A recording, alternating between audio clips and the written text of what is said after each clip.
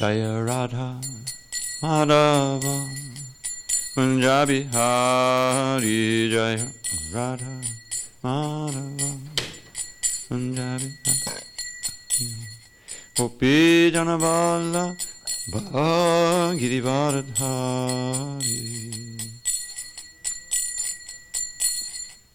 Giri Varadhari Jai Gopi Janavala Bhagiri Varadhari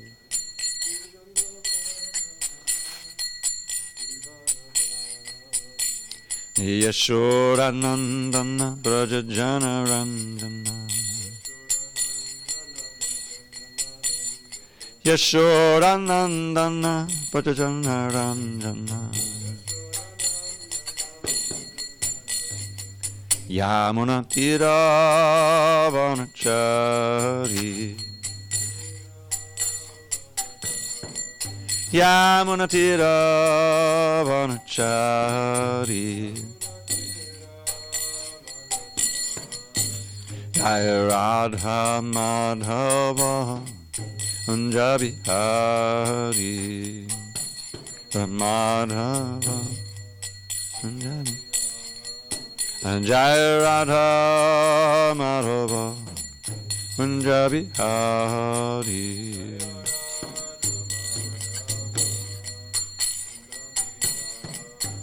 Jaya Radha Madhava Punjabi Hari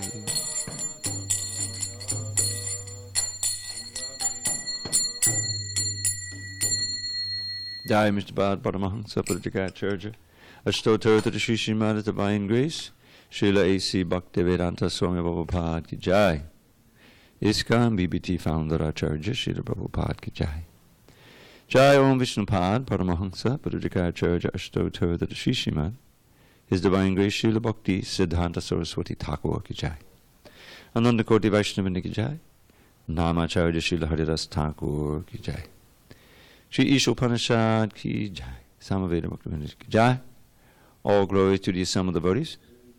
All glory to the Assam of the devotee. All glory to the Assam of the devotees. All glory to Shri Guru and Gauranga.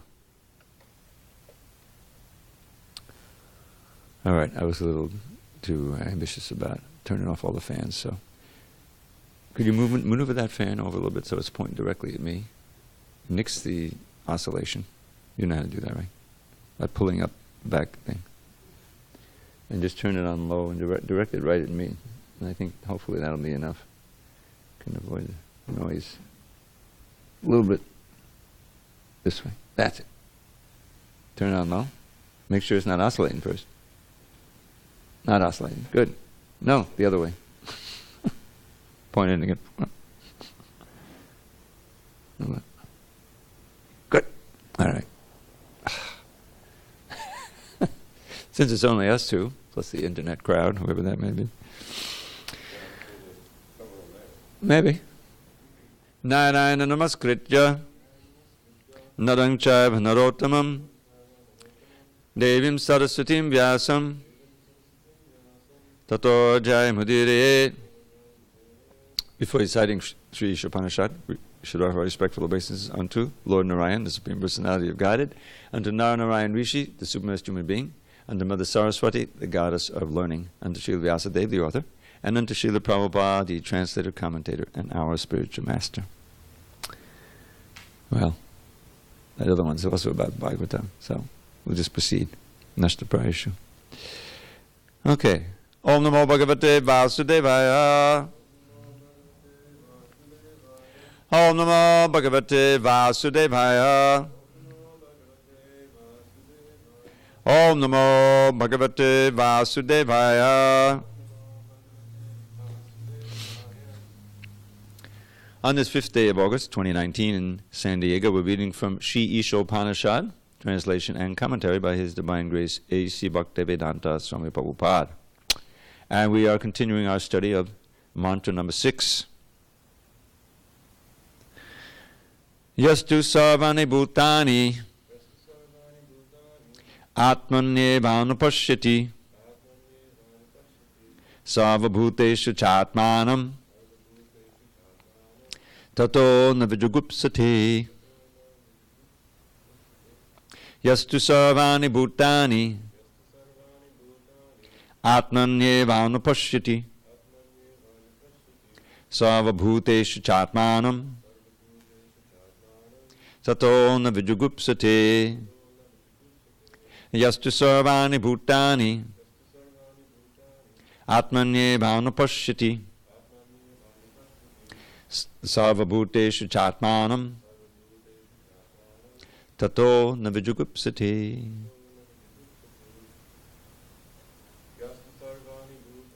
Yastu sarvani bhutani atmanyevanupashyati sarvabhuteshu chatmanam tato na vijugupsati. Okay, so we read this one earlier. So I'll just read the translation and proceed with the purport where we stop. He who systematically sees everything in relation to the Supreme Lord, who sees all living entities as his parts and parcels, and who sees the Supreme Lord within everything, never hates anything or any being. So in this first part of the purport, Prabhupada talked about the three levels of adhikaris, Uttama Adhikari, Madhyama Adhikari, and Kanishta Adhikari. And then he encouraged us to come to the point of the Madhyama Adhikari. And now he's warning about imitating the Uttama Adhikari. Those who imitate an Uttama Adhikari by flaunting a sense of oneness or fellowship, but who behave on the bodily platform, are actually false philanthropists. The conception of universal brotherhood must be learned from an Uttama Adhikari, and not from a foolish person who does not properly understand the individual soul or the Supreme Lord's supersoul expansion, who dwells everywhere. It is clearly mentioned in this sixth mantra that one should observe or systematically see. This means that one must follow the previous acharyas, the perfected teachers. Time out. Trying to adjust the heat and cold in this material world is futile, but let's go a little bit on the warmer side. That's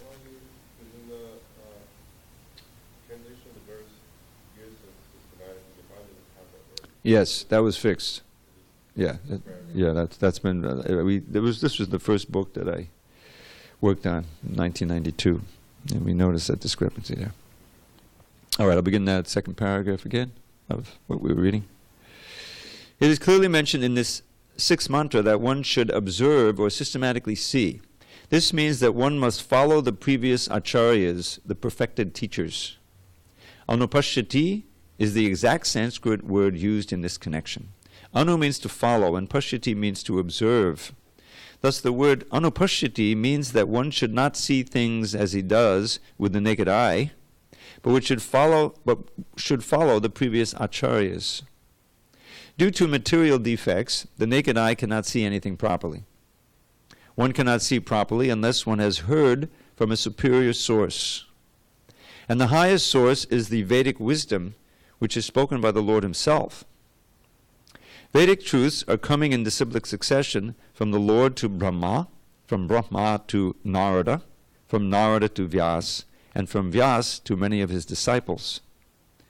Formerly, there was no need to record the messages of the Vedas because people in earlier ages were more intelligent and had sharper memories. They could follow the instructions simply by hearing once from the mouth of a bona fide spiritual master. At present, there are many commentaries on the revealed scriptures, but most of them are not in the line of disciplic succession, coming from Srila Vyasadeva, who originally compiled the Vedic wisdom.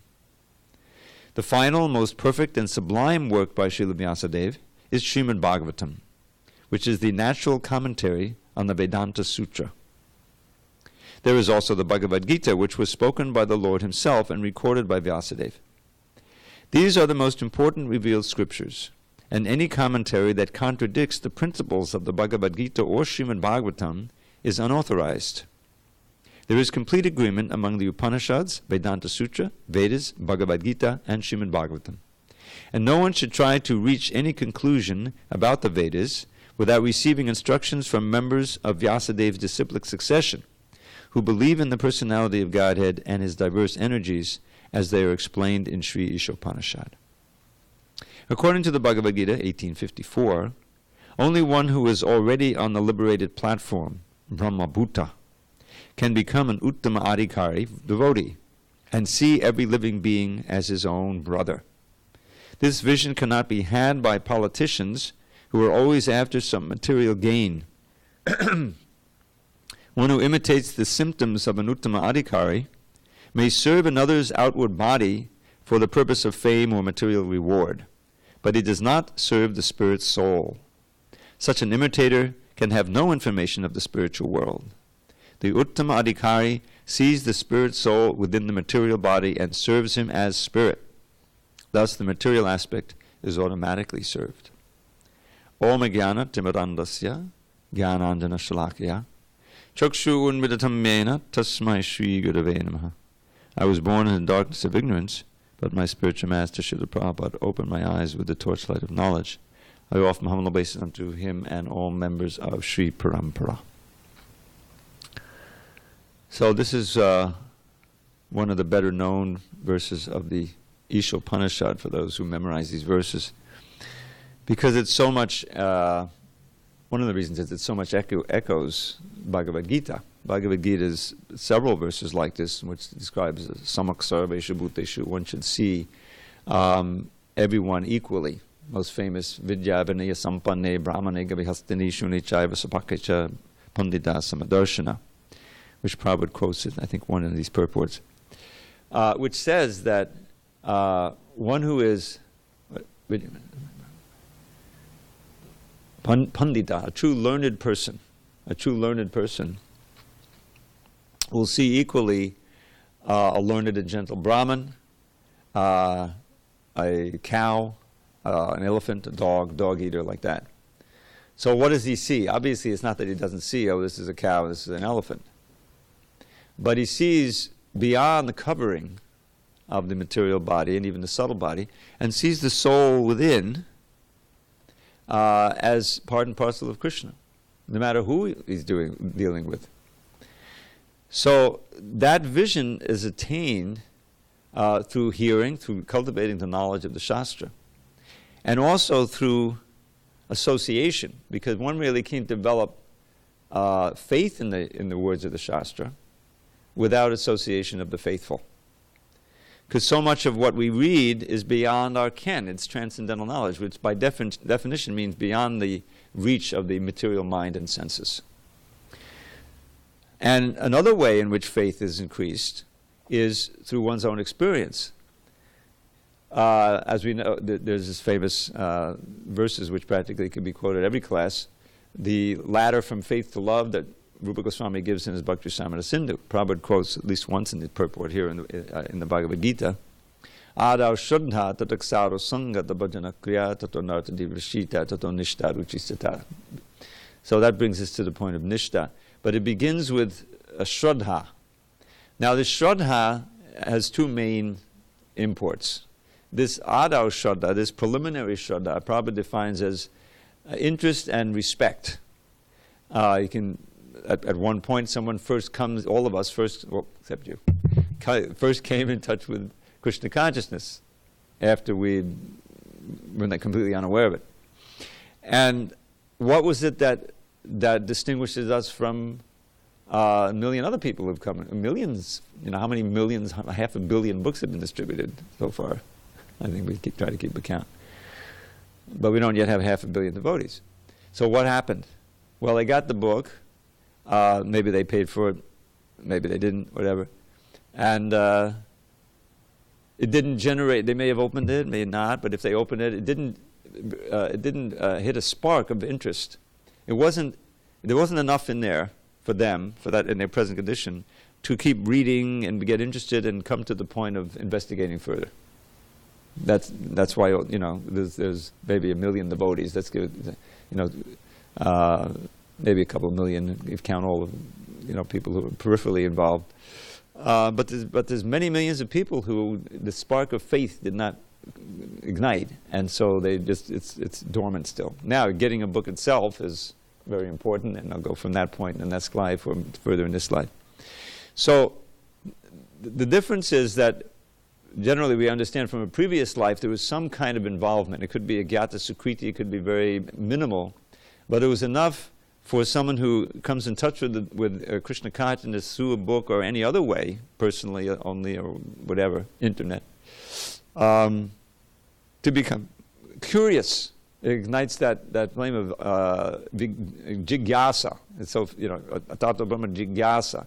Or it says, kamasya indriya priti labho jivat yavata jivasa tattva jigyasa nato eschema karma bhi. The same word is used in the second chapter, first canto, that we shouldn't be simply involved, as everyone is, in satisfying the senses. Kamasya nendriya priti. The senses are not meant for furthering your lusty desires. So you should live as simply as possible. Keep body and soul together. Yes. Labho jiveta yavata. You should live with what you just need to keep minimal. Jiveta yavata. So what should you live for? Jivasya tattva jigyasa. It's again the same thing, inquiring into the absolute truth, the truth of the soul, of God, and the relationship. How can I get out of the suffering life? Nato yashcheya kamami. He emphasizes nothing should be the goal of one's works. Right there in the second chapter, first canto. Very important.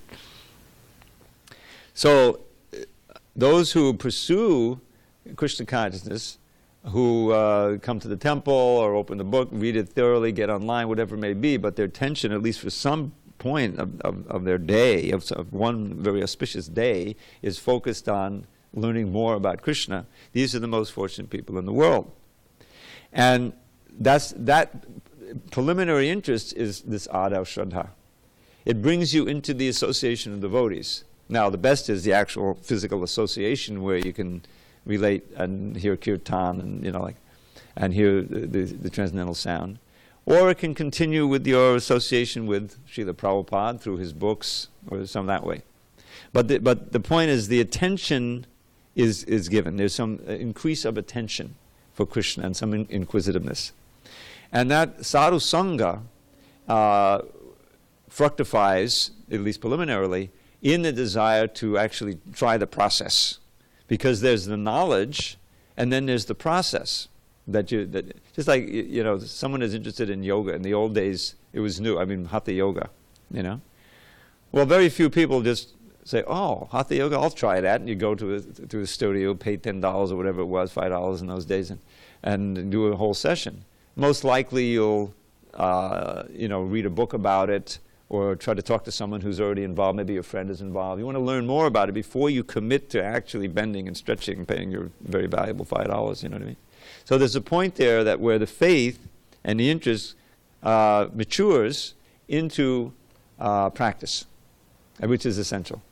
Because the practice, basically chanting Hare Krishna, then there's a real speed up of the purification, and the faith becomes deeper because you're experiencing.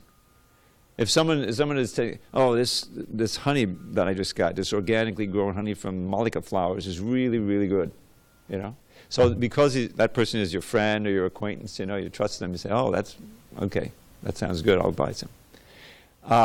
But it's still based on faith. You haven't experienced anything, except your friend's enthusiasm. Now when you actually open it up and you smear it on your toast and you eat it, your faith is confirmed. Now it's not even faith, now it's vigyan. You said, "Yeah, this is a special honey." So similarly, because Krishna, we're so fallen that to maintain our interest in these things and our determination is so flickering. This is always disturbed, distracted, disturbed. We don't live very long. There's all kinds of. So Krishna's made it so easy. You just start chanting Hare Krishna, immediately there's an experience. If you just put your mind on it, you could be the most sinful person, nasty person. But if you take a moment to hear Hare Krishna with some interest, that alone is an experience that will deepen your faith in continuing the process and staying with devotees. And this is why the movement grows. It's just like a fire catching, So, back to our verse. Here he's talking about seeing everybody with, in relation to the Supreme Lord. Atman here means in relation to the Supreme Lord. Well, that's an advanced vision to get that. It has to be developed. But this is, a description of a state. It's a very short book. There's only 19 verses. One is an invocation. And he's describing a state now where one has escaped. What is some of the previous verses? You remember that it's really heavy. One who doesn't do this is, well, describing the Lord, right? The paradoxical, he walks, doesn't walk, he's far away, very near, he's within everything, outside of everything. That's very Upanishadic. You see many verses like that. Again, describing the Lord in the previous verse, mantra 4. But the whole thing started with how we're supposed to see, right? Ishavashamidam sarvam. That we should know that the Lord is the owner of everything. And one who lives that way, who actually understands and lives his life with that understanding, can live for 100 years, hundreds of years, and not be entangled in karma. But one who doesn't have that vision, he can attain a hellish. This thing is not easy to scroll through, but I think that's what we read. Asurya namate loka andeta tamasavata. The killer of the soul, whoever he may be, must enter into the planets known as the worlds of the faithless, full of darkness and ignorance. There's a lot of fire and brimstone here in just a few verses. If you read it through, it's taking you very quickly because it's so short. Those who are demons, who don't see, according to the original verse, who don't understand the Lord, they're virtual killers of the soul. Mean that you'll bury your soul, you'll go down to lower species, be thousands of years even before you come back to be a human being. That's called killer of the soul. Of course you can't kill the soul. But it's equivalent to that. That metaphor is used in the Bhagavatam, in this famous verse about Nirdehamadyam Sulabham Sudurlabham, that one who, we're so fortunate to have this human form of life. This is so much of the preaching of Srila Prabhupada. You listen to lectures all the time, and he's trying to impress on the audience, especially a new audience. There's different, he's preaching sometimes to the devotees in morning classes, but the evening programs, there's a lot of new people, or a lot of Indians who aren't serious, And he's saying, just understand, the urgency of Krishna consciousness. We're all moving toward death. We're all, and now we have this fortunate human life. And you've been born in the land of Bharta Barsha. Lord Chaitanya says, make your life perfect and give the mercy to others. We have the facility, because the knowledge is that you practically drink it with your mother's milk. And so, the human body is so rare. How many times did Prabhupada quote that verse to just cite 8,400,000 species? And then Lord Chaitanya begins his instruction to Rupa Goswami. And through Rupa Goswami, he's instructing us. He has this whole thing where there's 8,400,000 species, and then there's only 400,000 human beings, and there's much fewer of those who are somewhat civilized, and there's much fewer who actually are aware of the Vedas, and even a few who even study the Vedic literature. Among those you have the Gyanis, who are impersonal, you go down, down, down until you get the devotees, very, very few. So, but any human being can choose to be among that elite group. This is another thing.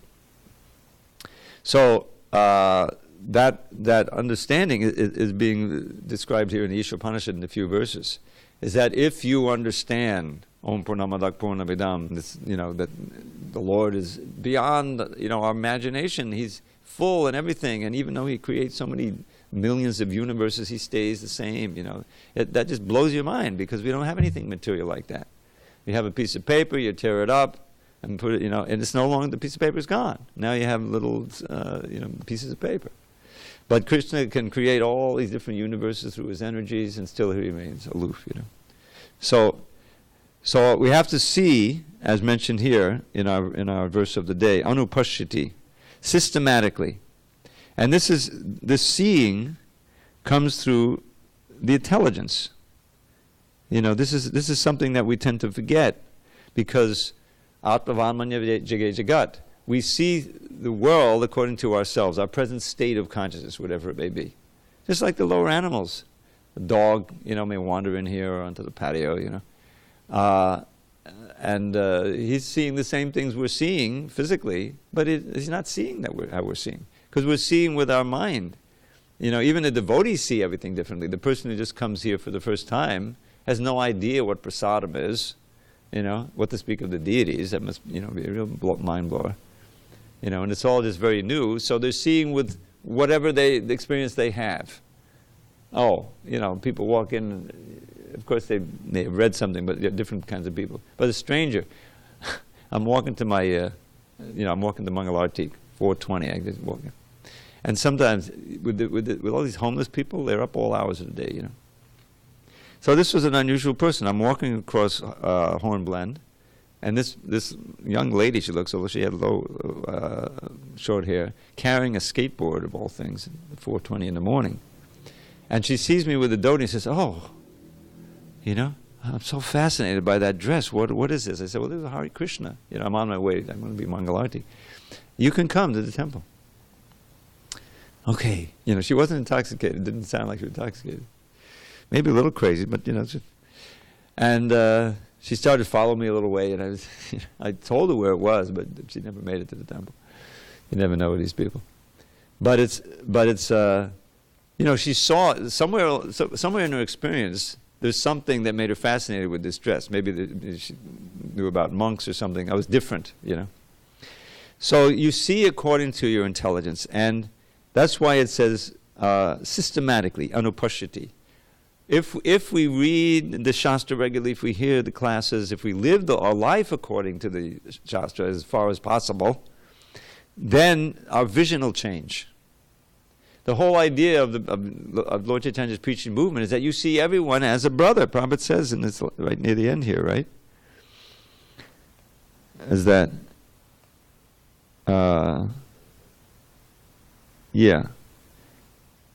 Yeah, here it is. Anuttama adhikari devotee, and according to Bhagavad Gita, only those who are on the liberated platform, Brahmabhuta. Now it's not easy to come to that platform, to transcend the modes of nature. That's practically pure devotee. Mam chiyo vibhicharena, to unflinching devotional service, not falling, not failing, or deviating in any circumstance. He transcends the modes of nature, comes to the platform of Brahmabhuta. So even if we're not totally on that platform, still, we're meant to see every human being, certainly, as a potential devotee. That's the whole impetus for the preaching movement. Is that there but for the grace of God go I. You ever hear that? That's a famous saying in America, in the English. There but for the grace of God go I. Meaning that I'm not that different from that person. I'm just so fortunate I got the grace of God. This is a good statement for us. To be thankful of Lord Krishna's, Lord Chaitanya's, and the Parampara, Srila Prabhupada's kindness, compassion, working so hard to enlighten us, and realizing that I could have been that person. Let me see if I can give them some of my good fortune that I have. Here's a book. Here's some prasad. Here's an invitation. You're, really feeling. This is what people respond to when they understand that. Yeah, he's not out to exploit me. This is the problem here, is that all over this world, everybody's trying to exploit everyone else. All of this advertising, they're trying to sell you something. They don't care one bit about you. They just try to induce you to give them some money, or nowadays to just take some of their numbers and put them on your numbers. So, but they know that you respond to the feeling of hope and the feeling in the sense that someone does care about you. And so that's what the advertisers are skilled at. Trying to be, fake the sincerity and the invitation and how you're getting the best deal. And for you I make no profit, Prabhupada says. When you hear someone say that, he's lying. Some merchant, But still, the cheater and the cheated, you want to bask in that glow that someone really cares about you. So what are they faking? They're actually faking what the devotees really feel and meant to feel. Is that here's a god brother of mine, here's a brother who's suffering, who's walking toward a cliff and going to hell, and I have the means to save them. And that's what I'm going to try. And that's why the real preachers, they feel a tremendous urgency, like Srila Prabhupada did. Even in, he would call, quote, the fag end of his life, he still felt, well, let me go for broke. This is the real heroism. Is that, let me die trying, but I'm going to try to save, as many people as I can. So that vision, steady vision of the souls in this world as all are, related to Krishna as we are, and the human beings, there's some hope for them, to spark some interest in them so that they'll pursue and develop faith and actually practice devotion service. That was Prabhupada's faith and hope, and he was successful. After such difficult failures, he tried in India, and that didn't work, the League of Devotees, came to America, Bowery, Uptown, all. And finally the spark struck, and Prabhupada just went with it.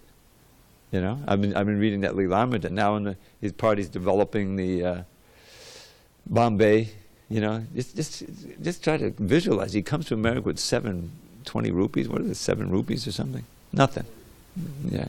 And he ends up, he's building all these temples in a couple of years, millions of dollars and so much management, and fighting this Nair guy who was trying to cheat him out of the money, which he did to somebody else, And meanwhile, Prabhupada's writing his books, going all over the world, writing these letters, getting telexes and this.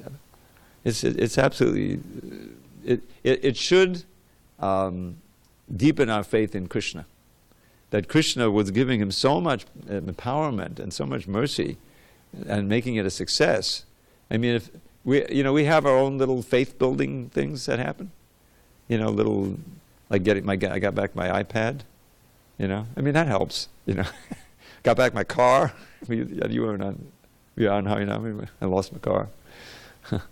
All right, so that's one thing. But read the lives of the great saints, beginning with Srila Prabhupada, you realize they really are empowered. There's something supernatural, miraculous, divine going on here.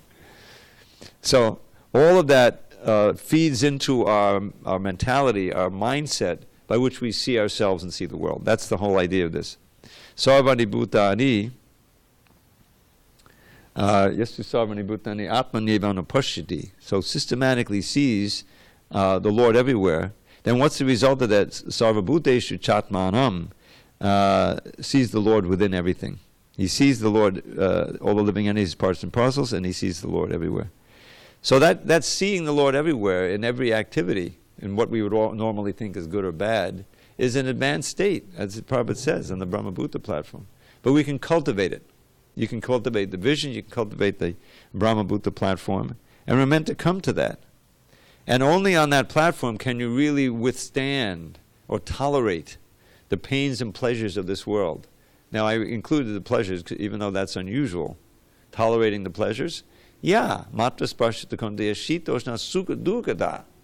The idea is that the senses contact with their objects, or the mind's fantasy of the senses contacting, this is going to go on. This is what material life is all about. And the result is pleasure and pain. The anticipation of pleasure and the anticipation of pain, which leads you to react in another way. But this is what's going on in this material world. So you have to tolerate both in order to become liberated. Well, how do you do that? First of all, by cultivating the knowledge and by the practice of Krishna consciousness. When you tap in to that storehouse of knowledge and storehouse of pleasure, which is opened by the chanting of the holy name, don't forget that the holy name is also the life and soul of transcendental knowledge. So the knowledge is already there, and it's confirmed and codified and made available to us through the Shastra. But the knowledge is already there. It's all covered over. So then it becomes possible to see the suffering for what it is, as one of my reactions coming from what I did, and the so-called pleasures as also some good karma that's coming my way, which I don't have to experience, I don't have to go for. So you're tolerating the allurements, the pleasure, and you're tolerating the pushings of the pains. And the ideal of all of this is Haridas Thakur. He was tolerating the beatings that they're trying to assassinate beyond what we can imagine. And Prahlad Maharaj, way beyond what you can imagine. And how? By complete absorption in the Atman. Here's called Atman, supreme being, supreme Brahman, in other words, Krishna. And there wasn't the slightest movement. Or you get the actual revulsion of explained by Yamunacharya. Yadavadi Mamacheta Krishna Pada Arabinde. He's a great king. All the kings, they have their harems, they have unlimited, in any age, the maximum opportunity for sense gratification. But here he's telling us what he's actually feeling. That since I have been relishing at every moment the pleasure of serving the lotus feet of Krishna, Then when the remembrances, you can't control it. Sometimes things come into your mind. He's remembering some sex life he had. Oh, he spits at it. It's disgusting. His heart has changed. That change of heart, and it works on the other side too. When there's threats and things, you don't freak out, and when there's some suffering, notice of death. Us old guys, old devotees, eventually you get the notice, unless you die in a car accident or something. And okay, now I got to deal with that. I've got incurable cancer. Now what am I going to do with the rest of my time? Well, if he's serious, okay, cut out everything extraneous and just chant Hare Krishna and serve devotees and maybe try to go to the holy place, whatever. In other words, it, as the karmis say, it really focuses your mind, your notice of death. We're reading Bhagavatam, not here right now, but that's what Parikka did. He said, okay, I got to cut out all the inessentials, and the only thing essential was hearing Bhagavatam, hearing about Krishna. So we're meant to lead our lives that way. We don't know we have 7 days, 7 minutes, or 70 years. So therefore, there is an urgency to our refining. I call it refining our sadhana, and analyzing, introspecting. Where can I improve? What can I increase? What can I decrease? All the time. Otherwise, Maya is very insidious. It gets under your skin. Cut slack here, cut slack there. Before you know it. I mean, we were on this Rath Yatra yesterday. That Rath Yatra has changed, First of all, we didn't have the kids on the buses. That was one of the big things. There's a lot of wholesomeness there, and they for some reason they didn't come this year. They have? Yeah. But I mean, they used to come on the tour. They would go to Toronto, then down to Mexico, and they would come here sometimes on their way to the LA Rath Yatra, But I mean, there's so many Rath Yatras. For whatever reason, they weren't there. And the one thing that really startled me, I'll be honest with you, because I got a little fatigued. I hadn't really eaten anything on that whole procession. I hadn't have any breakfast. So anyway, I thought I'll go ahead, and walk ahead and get there earlier. So I actually heard the kirtan before Subhadra. When I heard the kirtan in Jagannath's card, it was singing Hare Krishna. They're singing a bhajan. Jaya Radhe, Jaya Krishna. Was that one? Something like that. I forget the actual bhajan. But it was all, it's a song. What is this? I mean, there's no control, whatever. I'm going to mention to Maharaj, there needs to be some guidelines. Savas needs to set some guidelines, what can go on in that kirtan. And there really needs to be a monitor. Bhajan Maharaj was there, of course, as he's been for forever, since 40 years, whatever. So, the parameters, and even we had one fellow come by with a djembe, but he knew, he came by and he went up to the front, because that also was not, I don't think it's that great, the djembe. Djembe may have its place in certain places, but not on that. So, the point is that even everything that we do, because it goes through time. And if we don't know the standard and enforce the standard, the tendency is to get off into something, and to change in ways that make it less what Prabhupada wanted. Even on the stage, I mean, I heard Absura was singing his Hare Krishna. Did you hear that? For a long time. He had this band up there, and which I hadn't heard. Usually when I arrived, by the time I arrived there, of course I was a little later, a little earlier. That's the thing, But anyway. He was wailing, he had this band, it was just Hare Krishna. I mean, that's the way it used to be, Now, you'd also have a whole bunch of devotees dancing in front, and there wasn't any. And there was one, I think. One of ours, the lady who's been here forever, she comes every Sunday feast. So I said, oh, this is great, So I just got in front and started dancing.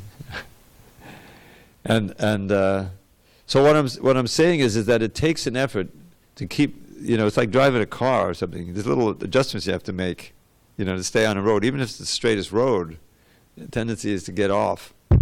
And that we have to do that personally on our own spiritual life and for the whole sake of the whole society. Because, as Prabhupada says here in when we began reading, those who imitate the Uttamadhikari by flaunting a sense of oneness or fellowship, but who behave on the bodily platform are actually false philanthropists. So this is always a danger. Is that I was reading the 16th chapter of the Gita recently. It's one of my favorite chapters. And the word damba, which probably talks of pride, and that's one major element of it. But I was reading Baladev's commentary. Anyone wants these things, just ask me, I'll give it to you. I have the whole Baladev's original commentary, translated by Banaswami.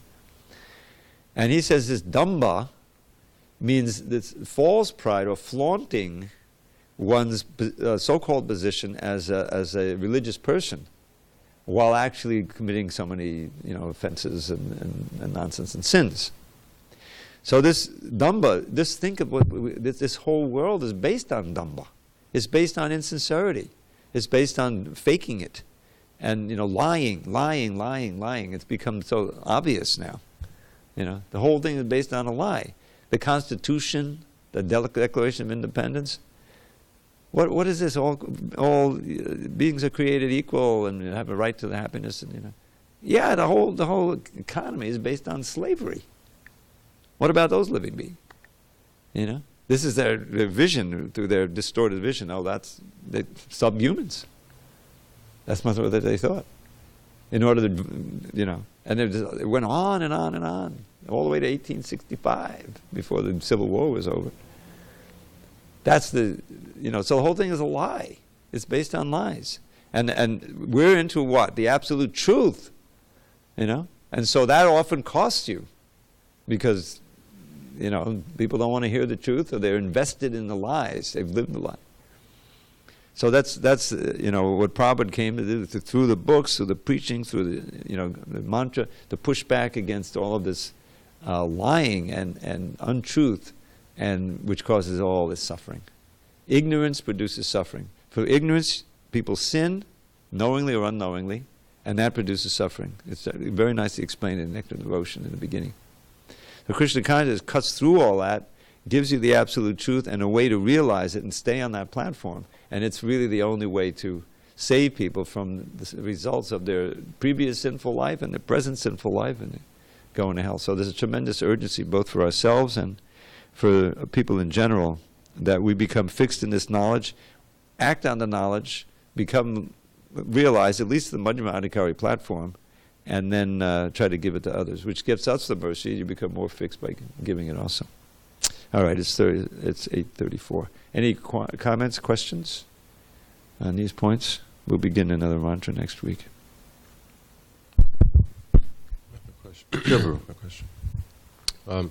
So in the beginning you were mentioning how people receive Prabhupada's books, that that spark of faith may or may not be based on their present conditioning, that may or may not take place. And they may, for the ones where it doesn't occur, it doesn't take place, they may put it on the shelf, hopefully, or throw it out, whatever. Give it to somebody. But they just go on. They just continue on their normal lives. But sometimes often we see people deter, or we see people who actually came with that spark of faith. We see them deter and they go away. So was it, in that case, was it actually that spark of faith, or was it only interest? Or, I guess we kind of use interest as faith. Or was it faith, or... Well, Prabhupada said it's more than interest. The interest has got to be there, but there has to be some regard, a little bit of respect. And the way Prabhupada described it is that we should feel at our failure. If someone comes to the point of coming to the temple, and they should be greeted very warmly. They should feel that they have a friend here, if nothing else. In other words, they should feel a genuine, which we should have, welcoming. That, here's another, rare spirit soul has actually come to the point of the temple. They can get some prasad, see the deity, hear a class, get another book, or a book. So this is on us to make the temple inviting, to be welcoming, to be, fixed in devotional service ourselves, so that we can speak from, compared to them, a platform of some realization. Yes, I used to be this way. I just, a lot of people, they become fascinated by how you came to Krishna consciousness, what you were doing before, and how did you come to this point? It's weird. I mean, they don't say it like that, but they can describe it. So this is our responsibility, to work as hard as possible to make the temple an inviting place, a welcoming place, clean, all the ways that things can be attractive, even on the material platform. How many people come back for the prasadam? If the prasadam is really out of this world, they'll come back even if they don't understand anything about the philosophy. But it's true that many people come and touch somehow or other, and you don't see them anymore. I mean, they had tremendous advancement just from going to one mantra lounge, one Krishna lounge session. But that may be it, It may be it for years and years until they come in touch, or lifetimes. So this is how the preaching efforts, we have to feel the urgency as well. We to give the good fortune that we've given, so that people, a higher percentage of them, will come back, and the faith, little plant of faith will be nicely nurtured, and there's some realization there. That's the challenge we have. That's on us. So it's up to us to maintain and, if possible, increase the preaching efforts. It's an uphill fight, and I mean, always remember the history that even after Lord Chaitanya came, there were hundreds of years, when everything was eclipsed, because there were all these fakers. There was all this upper sampradayas who didn't accept the regulation, didn't accept the Shastra as it is. So that was, Prabhupada's main thing. No, as it is. You can't change it. This is. I'm not going to compromise. I'm going to wear this dhoti. I'm going to preach the 4 regular principles. I don't care if I make any followers at all. And because of his genuineness in his own realization and and his sincerity, he attracted some sincere souls. But that's always the